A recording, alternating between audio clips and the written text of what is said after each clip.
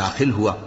कहने लगा कि मैं नहीं ख्याल करता कि यह बाग कभी तबाह हो, और न ख्याल करता हूं कि क़यामत बरपा हो, और अगर मैं अपने परवरदिगार की तरफ लौटाया भी जाऊं तो वहां जरूर इससे अच्छी जगह पाऊंगा।